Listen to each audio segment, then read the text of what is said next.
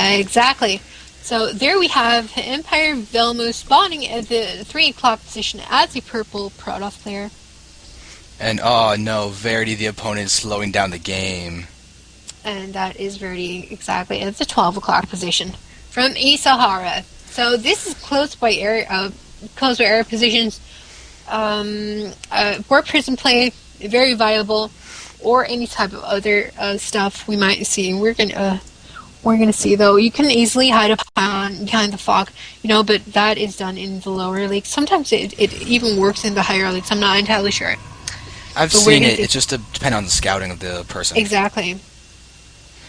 But one person that definitely takes advantage of that would be Combat X, just to reference the North American server. But now, one thing that we could really see is a strong Phoenix gameplay. Phoenixes are an incredibly powerful PvP unit, and especially in these quick access positions. Yes, you definitely see that more on the Korean server happening going on, in PvP, going for those Phoenixes. We actually have both players going for 12 gates and not 13 gates. That's showing that they at the very least want to be able to get that warp gate out sooner. Usually you don't go for the 12 gate unless you're going to do some kind of 4-gate play. Otherwise, you probably want the 13 more economic, constant pro production 13 gate. Exactly. There are different theories about it, but 13 gate is just as viable as 12 gate. Where in 12 gate you just have to pause for a little while, and that's basically what a lot of people do not want to do. So they tend to go for the 13 gate here. Now, so far we see identical build orders here by both gentlemen. So we're going to see how that's going to turn out. Yep. And now Verdi did wall off his front. He actually might be going for a defensive 3-gate player or some kind of thing to defend a 4-gate, because you can do a sort of pseudo wall off, make it a 1 zealot wide choke, and give yourself a little bit of a defensive advantage in that position. But goodbye to the scouting probe. Verdi just microing a little bit of probes with that, and Welmu is definitely not happy that he just lost a scout. Ouch. That is indeed ouch. Yeah, because actually what this means is that Verdi can actually chrono boost his probes and not have it be revealed, because generally if you see your opponent using chrono on their probes and not anything else, you will 4-gate in response just to take complete advantage of the fact that they won't have the necessary defenses.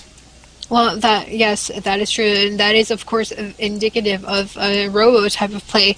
But it's still, I find it quite risky. You have to know what your opponent is doing. Oh, we see a small pause there by Welmu.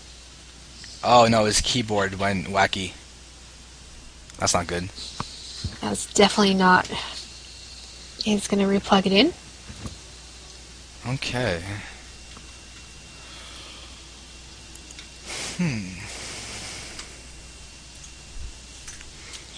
So in the meantime, we can go ahead and take a look at what's going to be happening. Right now, we actually have a gas steal from Verdi inside the main base of Welmu, so that's going to be a really interesting turn of events, because it might force a 4-gate out of Welmu. Exactly. And if you don't go for a 4-gate, it's going to delay your second gas for a long time, so this is going to be really tricky. However, he does have a zealot out. Sometimes people tend to skip the zealot, and then it takes even way longer, but with the zealot out, it's going to go down way faster. Yeah. Now, the thing is, Verdi, if you look at his vision, he can see the chrono boost being used on Welmu's cybernetics core, and that can really tell him whether or not it's going to be a 4-gate in response, because if it's constant chrono on that, then he's going to assume 4-gate and need to defend for that, as he's getting out his second gate, his third gate. Will there be a fourth? Maybe not from Verdi. He just has 3 gates out. Definitely. We see the second gate and the second gas is being taken here by Empire.Welmu, and also Verdi also has his second gas extractor, or a simulator in this case, but it's not mining from it as of yet. Yeah, now I'm looking around for, there we go, proxy pawn in the bottom right middle base. I don't know whether it's going to be aggressive with it or something, but it could just be a nice threat for counterattacks if Welmu's going to be aggressive. The thing is, though, Welmu's got a better proxy pylon at the top third of VampireLady. So we can have a nice battle of those units. But now we're going to have VampireLady getting a robo down in his main, warping out some stalkers. Oh just my trying to be god, safe. look at the Empire.Welmu. He's just being really cheeky and building a pylon there. Now that has to be cancelled, I assume. And meanwhile, he's going to try and go for the attack here. But there is a sentry coming out, and he's going to force field. These two stalkers might possibly go down. He needs to move away his stalker so he can damage with those stalkers. And one sentry going down. Now that's a nice pick-off to get that sentry. That's one of the factors in trying to delay any aggressive attacks. But the thing is, with Velmu not actually going for a 4-gate is not a worry. Instead, we're going to be seeing Blink Stalkers coming out of Velmu. He's getting out his Twilight Council and the Robo. Going to be able to get the Observers for vision and Blink Stalkers to warp into the main and be very, very aggressive in the face of VampireLady. Yeah, well, exactly. Because I mean, it's really risky to go for a 4-gate when even when you're boosting out your probes. You know, it doesn't necessarily mean you have to go for a 4-gate, because this is exactly what can happen. You can just force field the half of his army, pick off a couple of units, and that will give you a decent advantage. And the tiny stuff in the mirror matches are really pivotal for the outcome of the game, and definitely in PvP and ZVC. Oh, and VampireLady is trying to be sneaky with the location of this proxy pylon, but gets cancelled, nice. And the probe gets picked off. That is what really deserves to be noted. The probe got picked off. Yes, at the same time, Velmu's other pylon is being noted here, and that's going to go down as well. Yeah, also, neither player has the watchtower. A very interesting thing. Normally, one player is always in control of it, just because of the information that it really gives. If Blink is being chronoed out, Velmu has his observer inside the base running around, and Immortals are being produced by VampireLady, and he's got the 4 warp gates out, so he's basically going to be aggressive with Immortals and reinforce with a 4 gates worth of units. A very, very dangerous way to go about it. But if that probe gets taken out, that could be the end of this. Oh my god. And that pylon is going to go down. And second attempt here. Yeah, but he needs to get another pylon over there so we can actually warp... oh my god, another cancel. And will that probe, if that probe gets killed, that'd be really, really damaging to this push. He needs to get a pylon that doesn't have a guaranteed chance of being killed. He needs to make sure that it can be safe. You'll be throwing it onto the high ground of that gold, and then be aggressive as he is producing more Immortals. Second Immortals will be coming down to reinforce with this army, while Velmu does have Blink finished, and now he's getting charged immediately after getting Blink. Very unconventional. Usually you wait a little bit to get the charge and try and do damage with the Blink Stalkers. Well, that's definitely going to help him, because if he does not have the gas, he can reinforce with the Zealots. Nice blinking off there, because he needs to be really careful. I mean, the reason you want to make that pylon at the foot of the base is so he has his observer, so he can warp in and immediately do some damage and blink away when he needs to. So that was denied pretty nicely. And you were talking about the Zanarka Tower, but really he doesn't need to take control of Zanarka Tower, because he really denied every possible attack coming, and he is taking control of the map. He has a total control right now. VampireLady did a pretty nice job here. Okay, so now VampireLady does have 3 Immortals. That's a whole lot of DPS against this count of Blink Stalkers. Exactly. That's going to be really scary, and this is exactly what you need to be afraid of, is getting force fields at the ramp, at the edge of your base, and then losing a couple of units. That's exactly what a lot of Protoss players love to do. When you have that observer, utilize that observer, just pick a couple of units off with your sentries as well. But he needs to be careful not to lose that observer. Observers are huge in PvP, definitely in these type of scenarios. And the probes are getting taken down. Exactly. At the same time, we're going to see a possible counterattack with a couple of stalkers only. And oh my god, VampireLady is moving into the base, and this could possibly really devastating. Yeah, charge is done.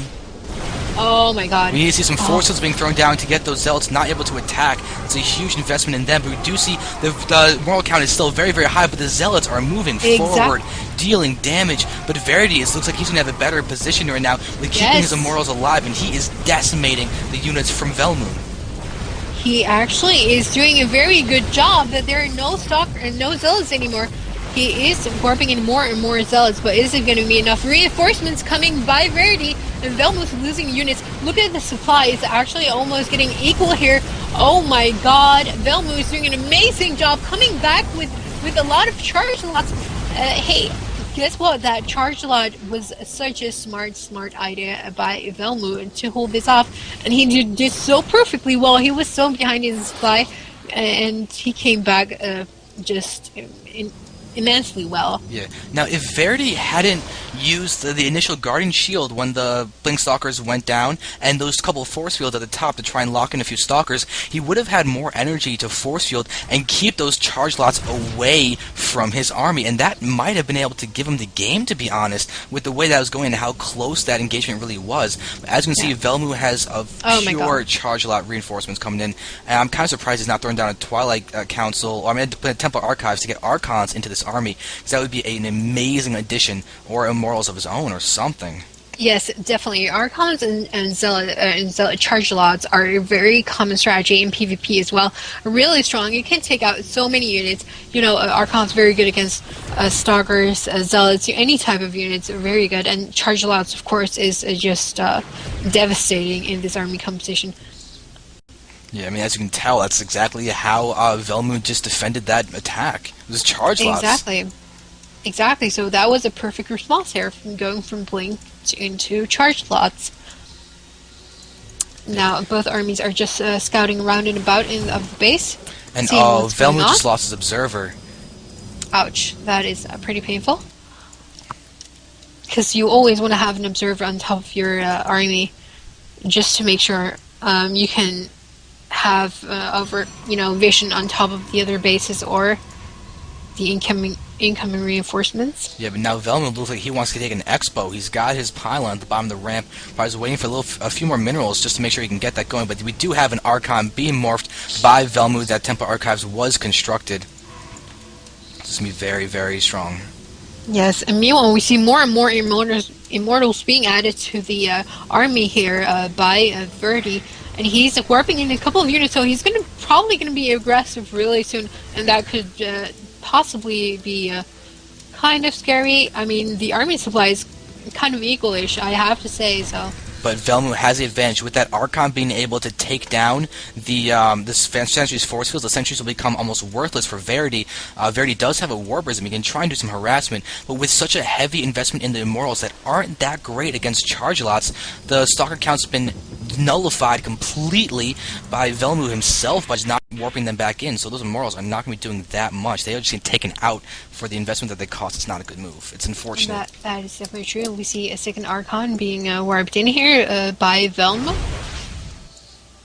Yeah, and now VampireLady knows exactly where the army is. He just lost a probe on the left side of the map, as Verdi's doing a great job of being active with his army, moving around, scouting, and trying to make sure that no probes or pylons can be run around the entire map. But Verdi's getting more sentries. Yes, exactly. Well, actually, there are only 2 Archons, and Archons are very bulky, so in order to trap down those sentries, you need to be really in the vicinity of those Archons. Right now, 2 armies are very close to each other. We have 3 Archons, whole bunch of Zealots. Are they going to engage here? Looks like they will. They are going to engage here and see. Really nice engagement. Oh my god, Verdi is just demolishing this army with so many charge lots.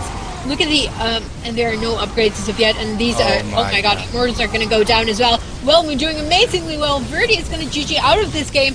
Perfectly well done. Oh my god, charge lots are so